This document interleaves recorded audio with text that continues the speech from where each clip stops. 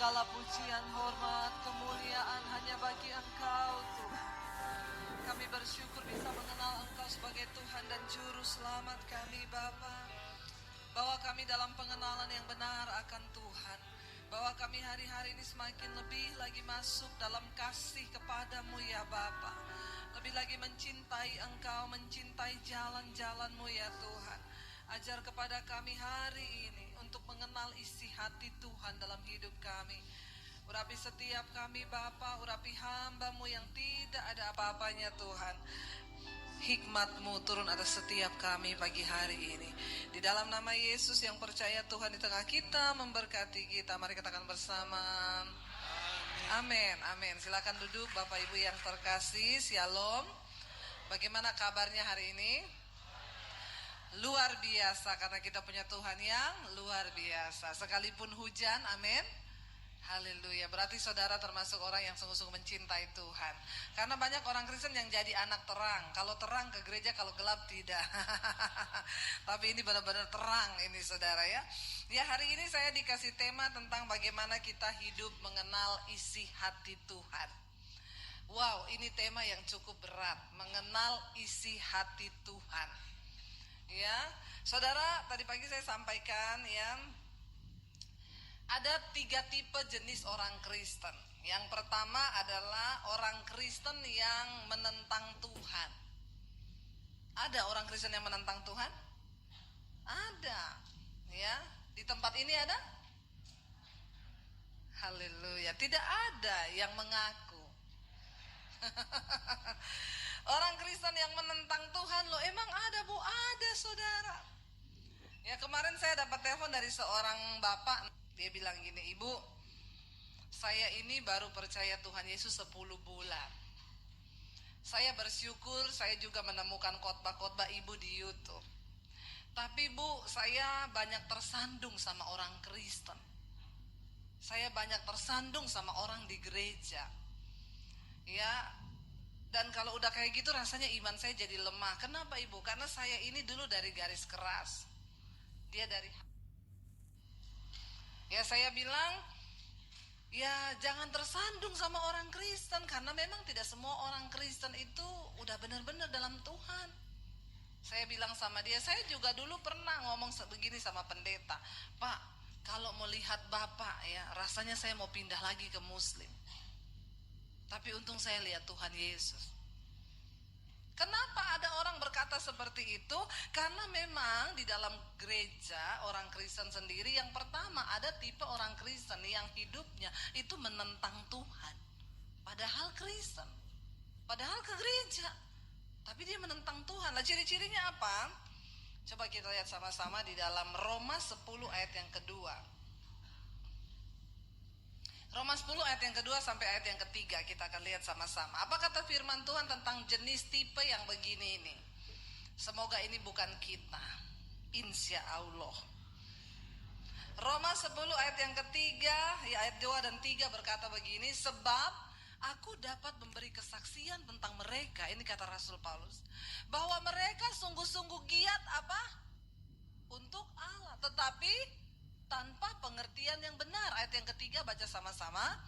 Ayat yang ketiga, sebab oleh karena mereka tidak mengenal kebenaran Allah, dan oleh karena mereka berusaha untuk mendirikan kebenaran mereka sendiri, maka mereka tidak takluk kepada kebenaran Allah. Orang Kristen? Iya. Rasul Paulus bilang mereka giat untuk Allah. Wih, ke gereja tiap minggu, hujan diterjang. Haleluya. Jadi pengerja? Iya. Majelis? Iya. Pelayan Tuhan? Tapi karena tidak mengenal Tuhan dan kebenarannya, hidup mereka menentang kebenaran firman Tuhan. Dan tadi ayat yang ketiga bilang apa? Mereka berusaha mendirikan apa? Kebenarannya sendiri. Bagaimana mungkin orang ikut Tuhan tapi masih berjalan dengan kebenaran sendiri? Gak bisa saudara. Ya, Tuhan itu punya. Saya beberapa tahun, apalagi tahun ini ya, bulan Januari kemarin diundang ke banyak gereja. Rata-rata ada yang bilang, Ibu, tema khotbah kami tahun ini adalah dimensi yang baru. Masuk ke dalam dimensi yang baru. Lalu nanti kalau WL-nya berkata tahun ini adalah tahun dimensi yang baru, amin, jemaatnya teriak yes. Saya bilang begini, saudara, apa yang ada di benak saudara ketika Anda mendengar masuk dalam dimensi yang baru? Kok semua tuh yesnya kayaknya seneng banget itu? Kenapa? Karena yang ada di dalam benak jemaat itu ketika masuk dalam dimensi baru, dimensinya Tuhan, itu mereka bayangannya apa? Berkat yang baru, mobil yang baru, rumah baru, semua serba baru. Saya bilang, waktu kita mendengar kata masuk dimensi baru, dimensinya Tuhan, hello, ada air mata di sana. Ada daging yang terhancurkan, ada pergumulan. Mendengar kata dimensi yang baru itu nggak enak. Kalau saya loh, nggak tahu kalau jemaat. Kenapa pada senang? Karena tidak mengerti kebenaran. Membangun kebenarannya sendiri. Yang di bayangannya dia waktu dibilang itu dimensi yang baru, mobil baru, rumah baru, promosi baru. Ketika saya mendengar tentang masuk dalam dimensinya baru, dimensinya Tuhan, itu berbicara tentang bayar harga. Kenapa? Karena dimensi berbicara tentang ukuran. Ukuran Tuhan dan ukuran kita itu berbeda. Standar Tuhan dan standar manusia itu berbeda. Nah, waktu kita masuk dalam dimensi Tuhan, itu berarti kita harus menyelaraskan standar kita sesuai dengan standar Tuhan. Dan itu enak? Saya mau tanya saudara, enak gak? Nggak enak. Jadi masih tetap mau?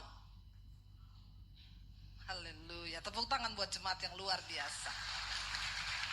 Saya berdoa supaya saudara menjadi jemaat yang dewasa. Rasul Paulus bilang mereka berusaha membangun kebenarannya sendiri. Kenapa saudara datang ke gereja? Supaya saudara mendengarkan kebenaran firman Tuhan. Supaya lambat laun kita punya kebenaran diri itu mulai terkikis lalu digantikan dengan kebenaran Tuhan. Jangan jadi jemaat yang menentang Tuhan. Itu mendatangkan murka Tuhan atas hidup kita. Makanya ada orang-orang yang telepon konseling sama saya, Bu, saya sama suami sudah tidak cocok. Kenapa? Suami saya kasar, Bu, dia selingkuh, Bu, apa yang harus saya lakukan? Kalau kamu datang kepada saya dan bertanya seperti itu, maka saya akan kasih standar Tuhan. Mau tahu standar Tuhan untuk menghadapi suami yang seperti itu? Hai istri, jika ada seorang suamimu yang tidak bertobat, belum mengenal kebenaran, maka seorang istri yang sudah mengenal kebenaran harus memenangkan suaminya itu tanpa perkataan, hanya dengan perbuatan. Supaya suaminya melihat bagaimana saleh dan sucinya kelakuan istrinya, lalu dia tertarik untuk mengenal Tuhan. Lalu dia bilang begini, hah? Kayak itu, Bu? Nggak ada cara lain? Ada, berdoa, berbuat baik kepada suamimu. Nggak mau, Bu, saya mau cerai. Nah, itu kebenaranmu. Kalau kebenaran Tuhan tuh begini. Nah, saudara telepon saya itu kan karena pengen tahu standar Tuhan. Kalau mau bikin standar sendiri, enggak usah telepon saya. Lakukan aja. Orang Kristen tuh saudara, aduh hidup ya, udah menentang Tuhan, sombong lagi. Ya, itu saya ketemu orang-orang model begini, rasanya mau saya baptis ulang, direndam agak lama, 15 menit, supaya dia buka mata langsung di rumah Bapa di surga. Lebih baik tubuhnya binasa tapi jiwanya selamat. Ada bapak-bapak telepon saya, Bu, istri saya tidak melayani saya sudah bertahun-tahun. Dalam hal apa? Segala hal.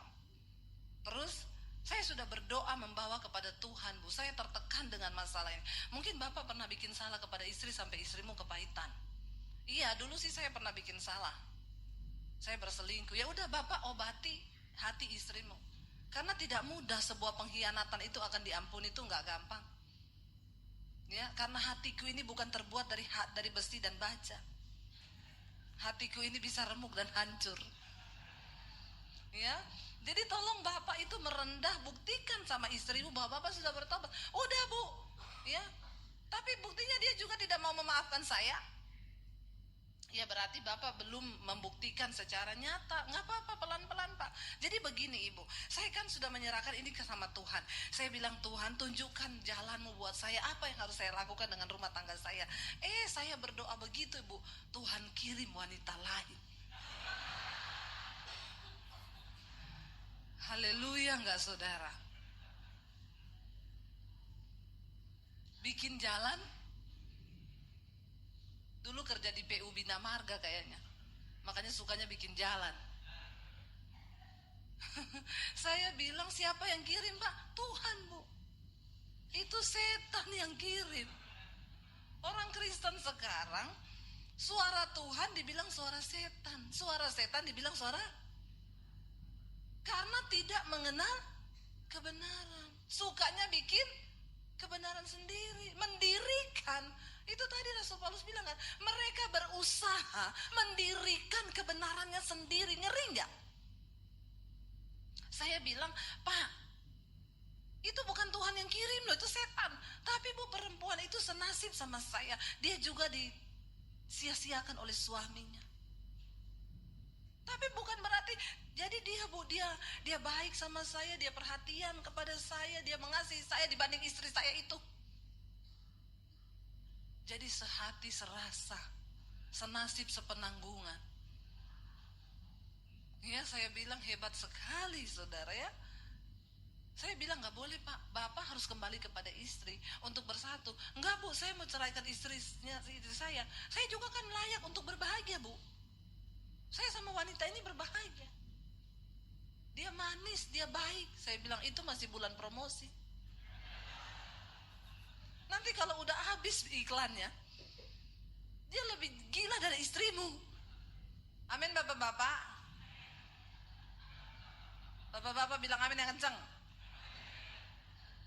Istri yang terbaik yang ada di sampingmu itu istrimu Bapak-bapak. Jangan mau lihat-lihat lagi yang di luar sana.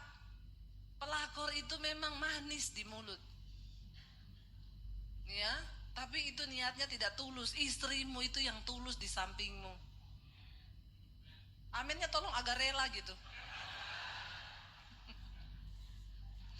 Ya, jangan bikin kebenaran sendiri. Engkau Kristen tapi engkau menentang Tuhan karena engkau berusaha mendirikan kebenaran sendiri. Yang pertama, jenis orang Kristen yang pertama, orang Kristen yang menentang Tuhan. Saya berdoa di sini tidak ada. Amin. Kalau ada pun tidak usah angkat tangan. Nanti kita baptis ulang sama Pak Peter. Bertobat saja di dalam hati. Jenis yang kedua adalah jenis orang Kristen tipe orang percaya. Mulai agak manis ini, ya, percaya. Tapi apakah itu berkenan? Coba kita lihat di dalam Yakobus. Yakobus 2 ayat 19 dan ayat 20. Apa kata firman Tuhan tentang orang yang percaya? Baca sama-sama. Engkau percaya bahwa hanya ada satu Allah saja, itu baik. Tetapi dan saudara percaya setan juga? Jadi kalau level imanmu cuma percaya berarti satu level sama?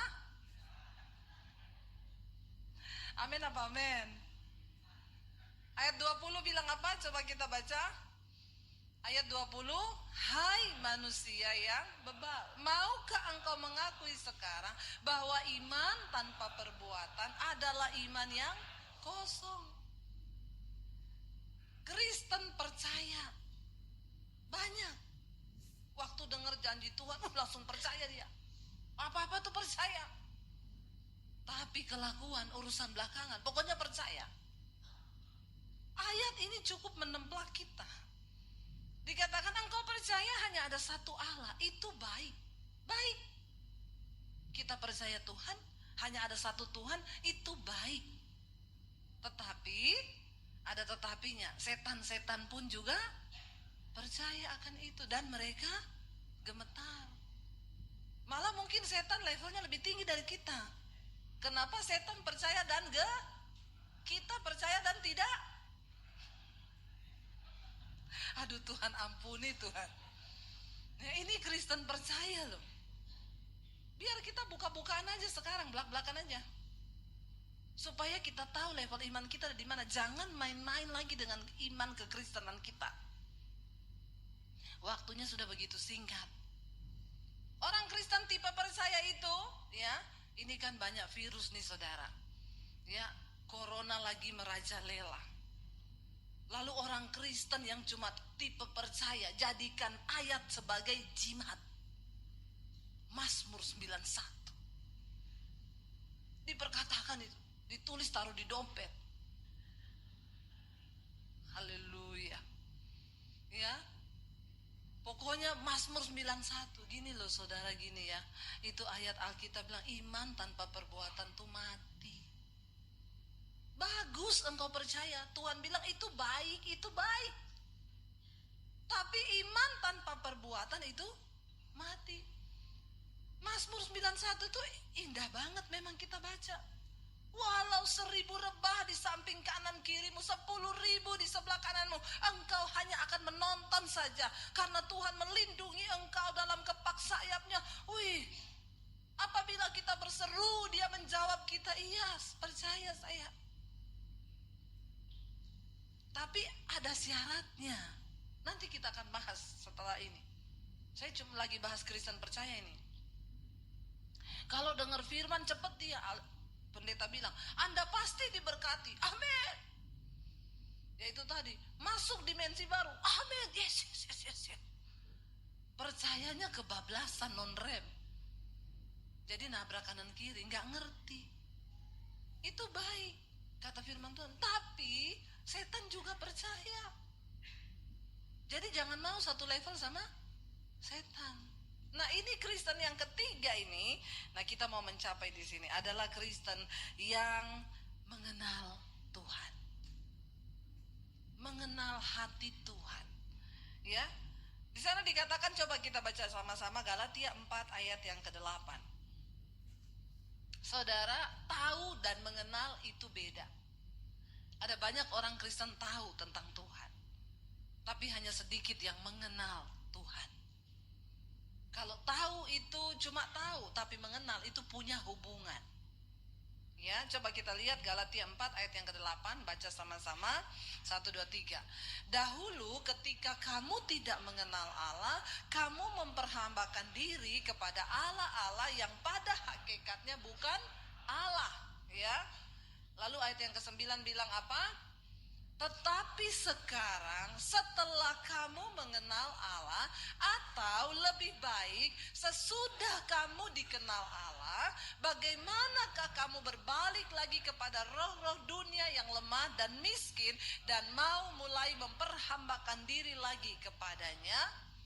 Orang yang sudah mengenal Allah tidak lagi melakukan perbuatan-perbuatan mengikuti roh-roh dunia yang miskin itu. Masih hidup dalam kedagingan, masih hidup dalam hawa nafsu. Ayat tadi bilang, setelah kita mengenal Allah, atau lebih baik setelah Allah mengenal kita. Karena banyak orang ngaku-ngaku mengenal Tuhan, padahal tidak dikenal Tuhan. Mengerikan. Yesus berkata, nanti aku akan datang kembali. Orang-orang bilang, Tuhan aku melakukan mujizat demi namamu, aku sembuhkan orang, aku doakan orang mati bangkit demi namamu. Tuhan bilang, hanya engkau, aku tidak mengenal engkau. Ada orang itu terlalu GR. Dia pikir dia dikenal Tuhan karena melakukan kegiatan-kegiatan rutinitas rohaninya tadi. Mereka giat untuk pekerjaan Allah. Yaitu yang dulu saya pernah tanya, ada sopir Grab. Dia bilang, ibu mau kemana? Mau ke gereja. Gerejanya jauh banget bu, saya pendeta, makanya saya diundang, jauh gerejanya. Oh, dia bilang, saya juga orang Kristen bu. Lah kamu nggak ke gereja? Lah kenapa ke gereja bu? Saya tuh ke gereja setahun sekali kalau Natal. Terus saya bilang, loh kamu nggak cari Tuhan? Jawabannya gini saudara, cari Tuhan. Tuhan kok dicari-cari, Tuhan itu di hati. Ini kayaknya berhikmat banget loh saudara. Saya dengar itu langsung kelepek-kelepek. Wih, mantap ini orang ya, keren loh. Ya, iya saudara, langsung dia skakmat saya. Saya bilang, lah nggak ke gereja bang? Ngapain ke gereja, Bu? Cari Tuhan. Tuhan kok dicari-cari? Tuhan itu di hati. Terus dia sambung, saya, Bu, walaupun mabuk, saya putar lagu rohani.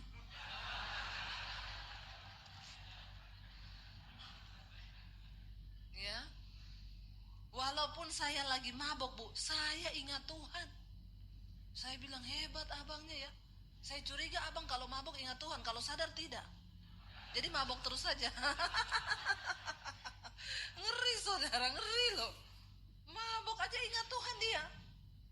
Lalu saya bilang gini, oh jadi abangnya yakin kalau Tuhan di hatinya abang? Iya dong. Saya mau tanya, bang, abang di hati Tuhan gak? Dia diem saudara. Lalu dia bilang, kalau itu saya enggak tahu, Bu. Saya kasih dia ayat ini. Banyak orang mengaku kenal Tuhan, tapi apakah engkau dikenal oleh Tuhan? Setelah engkau berkata engkau mengenal Tuhan, ayat ini bilang, lebih baik lagi kalau Tuhan mengenal engkau. Karena tidak semua orang ngaku-ngaku Tuhan di hati. Tapi apakah engkau di hati Tuhan? Dengan perbuatanmu yang kayak begitu mabok aja, ya tapi kayaknya rohani kan saudara. Nah ini kalau orang-orang yang mendengar begini tidak dewasa imannya, iya ya, saya mabok aja ingat Tuhan loh. Lalu orang yang gak dewasa, iya ya bisa juga begitu, iya. Bayangkan saya nyetir pulang dalam keadaan mabok karena saya putar lagu rohani, selamat loh gak nabrak. Ya, saya bilang itu yang sertai bukan Tuhan, setan. Jangan diputar balikan. Ya. Ayat ini bilang setelah engkau mengenal Allah, ciri pertama orang yang mengenal Allah, dia tidak lagi takluk kepada roh-roh dunia yang miskin ini. Engkau tidak lagi mencari sesuatu yang sifatnya hanya sementara. Tuhan bilang, kalau engkau sudah mengenal dan menerima Kristus, maka pikirkanlah perkara-perkara yang ada di atas, di mana Kristus duduk di sebelah kanan Allah Bapa. Bukan hanya yang di bumi. Apalagi takluk kepada roh-roh dunia yang miskin ini. Ini adalah tahun mengasihi lebih lagi. Kalau kita mengasihi Tuhan, kita juga pasti mengasihi sesama kita.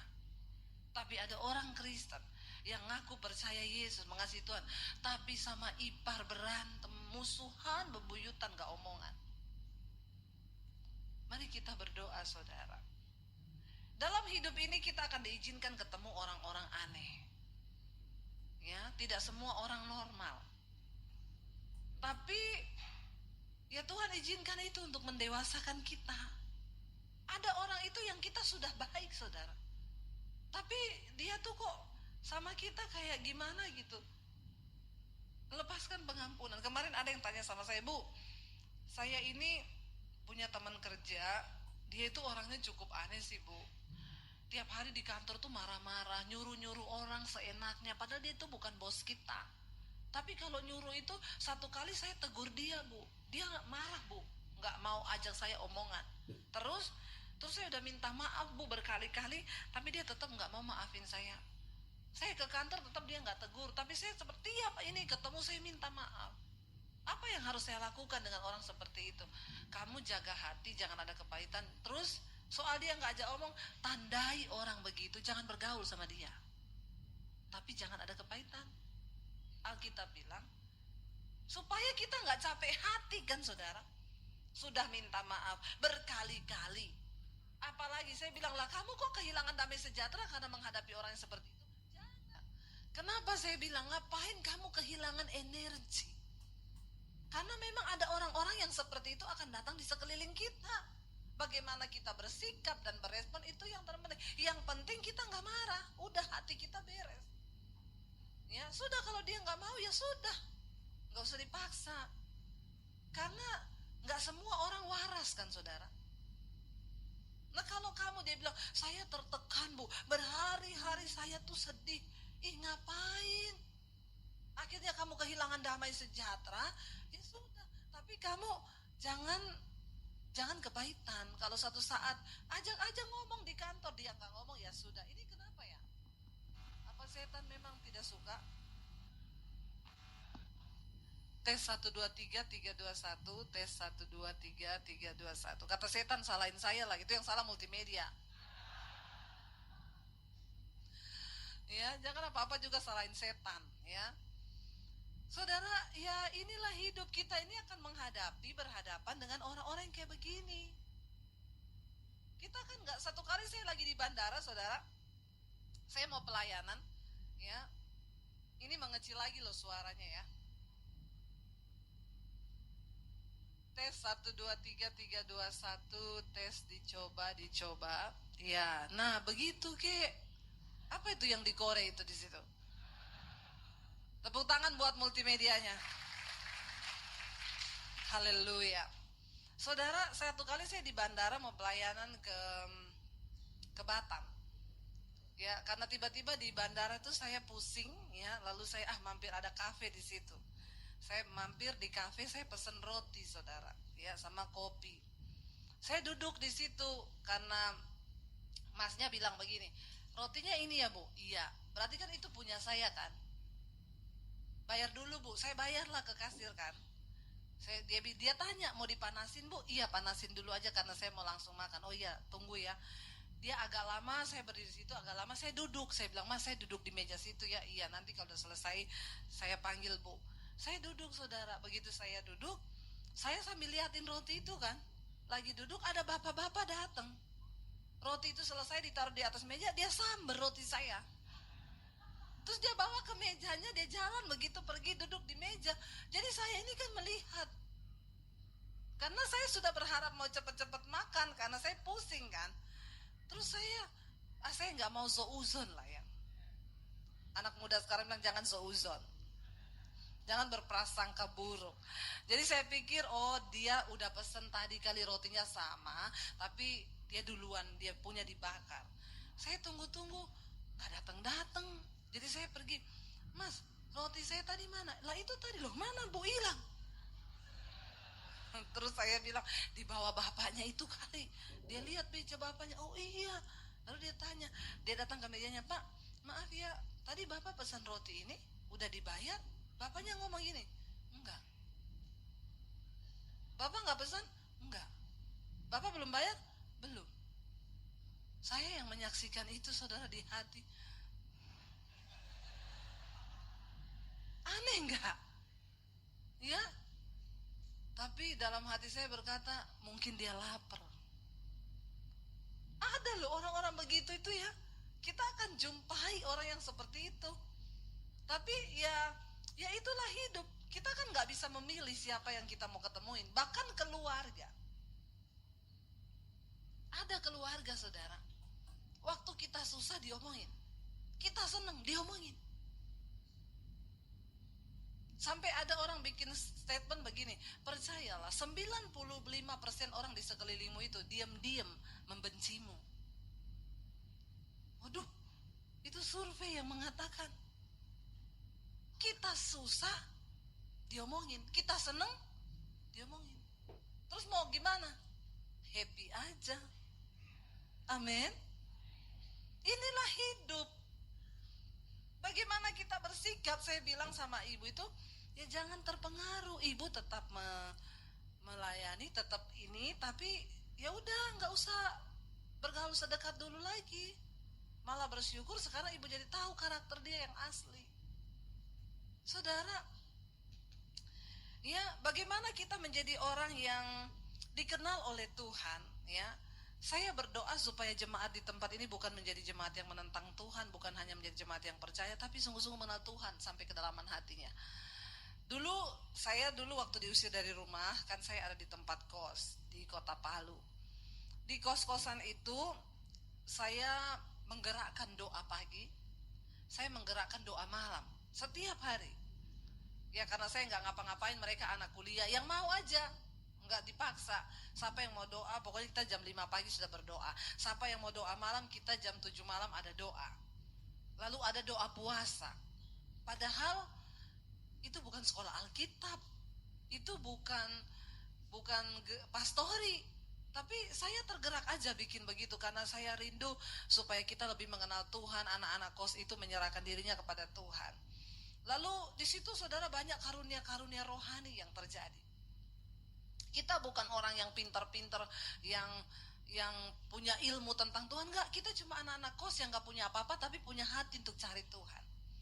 Lalu satu kali teman saya bernubuat buat saya lagi dalam suasana doa, ada hadirat Tuhan, dia berkata begini. Tiba-tiba dia berbahasa roh, lalu dia bernubuat untuk saya, dia bilang, aku akan memilih engkau untuk menjadi hambaku. Kenapa? Karena engkau bukan hanya engkau bukan hanya peka mendengar suaraku, tapi engkau mengenal isi hatiku. Habis itu saya merenungkan itu. Bukan hanya peka mendengar suara, tetapi mengenal isi hati. Itu kita masuk lebih dalam lagi kepada Tuhan. Sekarang itu orang mendengar suara Tuhan aja bingung, saudara. Saya itu pelayanan lewat channel YouTube saya itu memang, jadi beberapa waktu yang lalu itu saya dapat suara Tuhan begini, ambil alih dunia media. Karena hari-hari ini dunia media itu berkembang luar biasa. Warnai dunia media, beritakan Injilku. Saya nggak kepikiran jadi YouTuber apalah, enggak. Cuma dari sebuah kerinduan Tuhan di hati saya, yang Tuhan bicara itu, dia sampaikan kerinduan hatinya untuk saya ambil alih dunia media. Orang-orang dari agama lain itu mulai menghubungi saya lewat telepon. Ibu, saya bukan orang Kristen, tapi saya nonton khotbahnya ibu karena saya mencintai kebenaran. Ada orang datang dari luar negeri, saya mau dibaptis ibu-ibu. Saya datang sama suami saya mau dibaptis bu. Saya bilang, lah tapi mau dikeluarin surat. Nggak usah pakai surat, saya cuma mau menggenapi kehendak Tuhan. Dari Singapura, baptis di hotel, pulang lagi ke Singapura. Saya dengerin khotbah ibu di YouTube. Wow, orang yang datang minta dibaptis. Saya melihat bagaimana Tuhan bekerja. Yang dari homo, ya, pelakor, hidup dengan suami orang, majelis yang jatuh dalam persinahan, Tuhan jamah, Tuhan lawat. Mereka mulai bertanya, ibu kasih tahu jalan Tuhan, saya mau bertobat.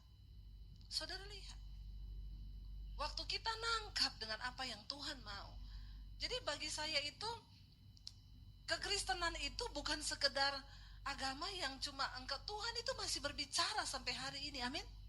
Saudara percaya bahwa Tuhan masih berbicara? Yes, dia Tuhan yang hidup. Dan dia pasti memberitahukan rencananya atas hidupmu. Kenapa? Rencana Tuhan atas hidup kita tidak bisa diwakili oleh siapapun. Dia sedang berurusan secara pribadi dengan hidupmu. Amin. Satu kali ada seorang bapak, dia komen di YouTube saya. Saya khotbah, saya bilang gini, lalu saudara, waktu saya lagi marah, tiba-tiba Tuhan bicara di hati saya, jangan marah. Terus dia komen begini, situ bisa dengar suara Tuhan ya, di dukun apa pendeta lu? Wah, saya baca komennya begitu. Saya balas, saya bilang, Pak, jadilah sesuai imanmu.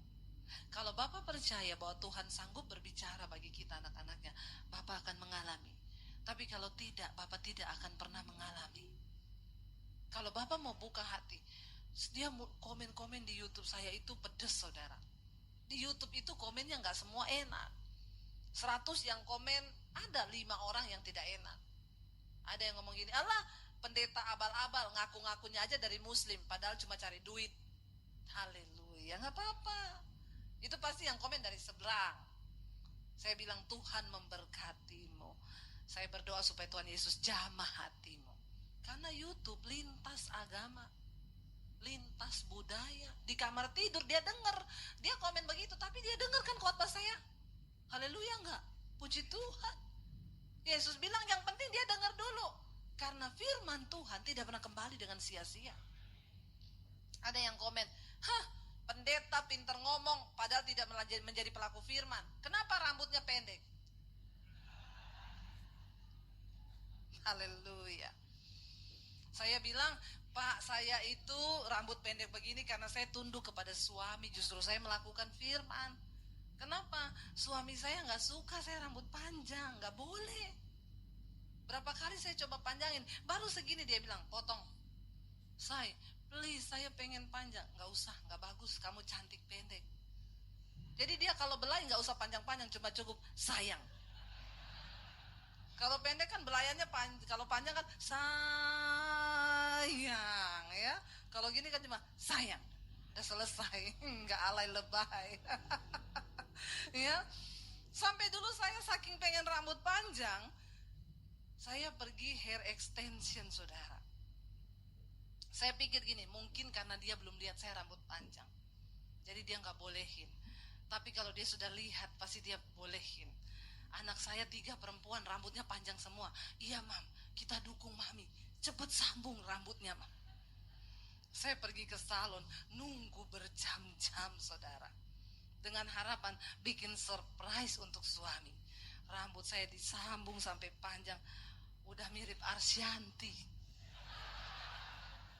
Masalah buat lo, kayaknya ketawanya mengejek loh. Udah kriwil-kriwil, saudara. Saya pulang, anak saya, mami cantik banget. Saya gini, iya dong, princess.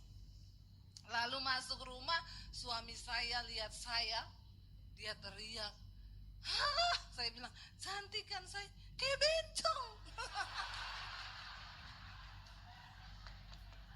Aduh, tidak seindah. Dia langsung bilang gini, sekarang juga balik copot.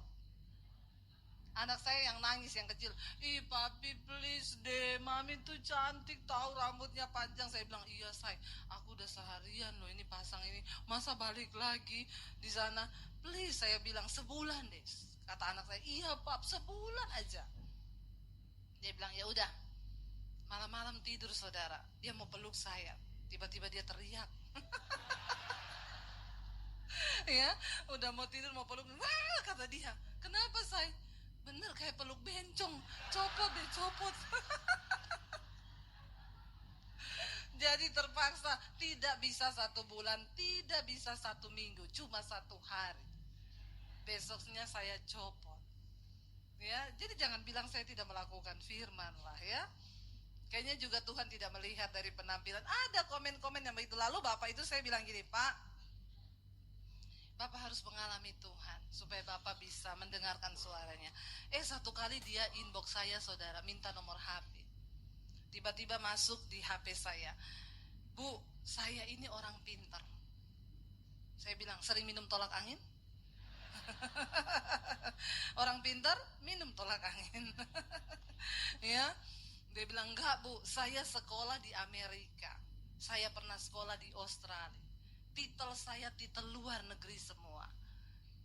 Belajar tentang Tuhan, saya ikut seminari, sekolah-sekolah kenabian, saya pengen mempelajari Tuhan. Tapi saya dengar khotbah ibu yang judulnya Hidup Menyatu dengan Tuhan. Di situ saya tertemplak, Bu, ketika saya mendengar ibu bilang begini, banyak orang ingin mempelajari Tuhan, tetapi saya mau bilang, Tuhan itu gak bisa dipelajari, tapi harus dialami. Lalu dia bilang sama saya, Bu, itu saya. Dan ketika saya berhasil mempelajari Tuhan, ilmu saya bertambah. Ternyata saya jadi arogan. Saya merasa saya yang paling benar dan semua orang salah. Tapi benar, Bu, yang ibu ngomong, satu kurangnya saya, Bu, apa? Saya belum mengalami Tuhan. Saya bilang, sehebat apapun ilmu yang Bapak punya tentang Tuhan, kalau engkau belum mengalami Tuhan, gak bisa ngomong. Amin. Karena Tuhan tuh gak bisa dipelajari, tapi dialami. Lalu saya bilang sama dia, Pak, saya bukan orang pintar, Pak. Saya tidak punya cukup ilmu tentang Tuhan. Saya hanya seorang bodoh yang waktu itu mau mengakhiri hidup saya dengan cara bunuh diri. Lalu saya merendahkan diri dan berkata, Tuhan, siapa engkau? Sebelum saya mati bunuh diri, saya pengen mengenal engkau ciptaan saya, yang pencipta saya. Dan ketika saya buka hati begitu, Tuhan tuh masuk dalam hidup saya. Saya mengenal dia, saya mengenal isi hatinya, dan itu yang mengubahkan hidup saya. Akhirnya dia bilang gini sama saya, Bu, saya pengen banyak belajar dari ibu. Ibu mau gak jadi mentor saya? Tadinya kalau ngomong, situ dukun. Saudara, ya, ketika engkau mengalami Tuhan, orang yang berhikmat adalah orang yang mengenal Tuhan. Bagaimana caranya? Mari kita buka Mazmur. Mazmur 25 ayat yang ke-14. Secara cepat saja karena waktunya tinggal sedikit. Mazmur 25 ayat 14 berkata begini, 1, 2, 3 kita baca. Tuhan bergaul karib dengan orang yang takut akan Dia, dan perjanjiannya diberitahukannya kepada mereka. Ini ayat wow banget. Siapa yang mau jadi sahabat karibnya Tuhan? No, Yesus berkata, aku tidak menyebut kamu lagi hamba. Karena hamba nggak tahu apa yang dilakukan oleh tuannya, tetapi sahabat tahu apa yang dilakukan oleh sahabatnya. Makanya Yesus bilang, aku menyebut kamu sahabat. Bagaimana kita menjadi sahabat karibnya Tuhan? Sahabat karib itu apa, saudara? Orang yang kita bisa curahkan semua isi hati kita. Nggak sembarang orang bisa terbuka loh. Kalau kita nggak mengenal Dia dengan benar, kita nih nggak mau kan terbuka kepada Dia. Bener nggak? Saudara punya nggak sahabat karib di hidupmu? Satu kali saya bilang sama suami saya gini, orang-orang di luar sana itu punya sahabat karib loh. Terus saya tanya sama suami saya, kamu siapa sahabat karibmu? Kan kamu perlu curhat juga. Lalu dia bilang sama saya gini, kamu enggak kenal sahabat karib saya? Enggak, siapa? Lah kamu kan sahabat karibku. Oh iya ya, saya juga nggak punya sahabat karib. Sahabat karib saya suami saya. Harusnya itu yang benar. Amin. Jangan bapak-bapak sahabat karibnya istri tetangga. Nah ini bahaya. Saya cocok kalau curhat sama dia. Hati-hati loh saudara. Atau teman kantor. Ya sahabat karib kita ya pasangan kita. Yesus bilang, aku tidak menganggap kamu lagi hamba, tapi sahabat. Kenapa? Karena hamba nggak tahu apa yang dilakukan tuannya. Dia bilang, Tuhan bilang di sini, Tuhan bergaul karib dengan orang yang takut akan Dia, dan perjanjiannya diberitahukannya kepada kita. Wow nggak? Kenapa ada orang yang enak ya? Saya tuh orang tuh bilang, ibu tuh kalau khotbah ngomong dengar suara Tuhan. Iya, Tuhan tuh masih berbicara. Dia kasih tahu janji-janjinya. Saya itu melangkah untuk bikin YouTube itu Tuhan yang mendorong. Roh Kudus terus mendorong saya sampai saya mencari terus apa sih yang Tuhan mau ini. Media itu media apa? Saudara tahu intinya, engkau mau dulu. Saudara ingat kisah Daniel, waktu Daniel berpuasa meminta hikmat Tuhan. Di ayat itu dikatakan Daniel bersama dengan banyak orang datang menghadap Tuhan. Tetapi hanya Daniel yang melihat penglihatan dan visi itu. Ada banyak orang datang ke gereja, tapi Tuhan berurusan pribadi dengan orang yang mau sungguh-sungguh takut akan Tuhan. Ada banyak orang yang datang menghadap Tuhan, tapi cuma Daniel yang mendengarkan dan melihat penglihatan itu. Yang lain kagak. Banyak orang ke gereja, tapi hanya sedikit orang yang sungguh-sungguh mencari dan hidup takut akan Tuhan. Mereka yang akan menerima visi besar. Saudara pikir orang-orang yang menerima visi besar, melakukan hal yang besar itu orang sembarangan? Enggak. Mereka berjalan bersama Tuhan. Nah tadi saya sempat singgung, orang Kristen jadikan ayat sekarang jimat, jadikan itu mantra. Oh lagi ada virus, nggak apa-apa, pegang Mazmur 91. Saudara baca ayat Mazmur 91 yang pertama itu apa?